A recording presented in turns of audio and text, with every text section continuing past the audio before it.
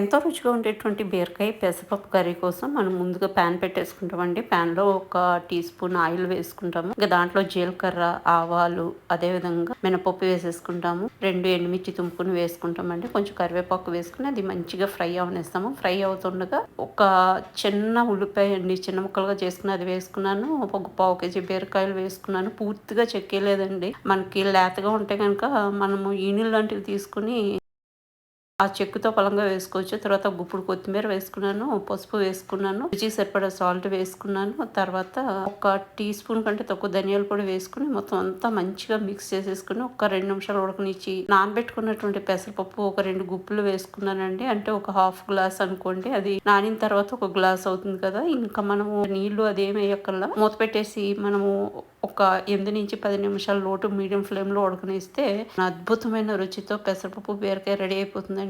రోటికి గాని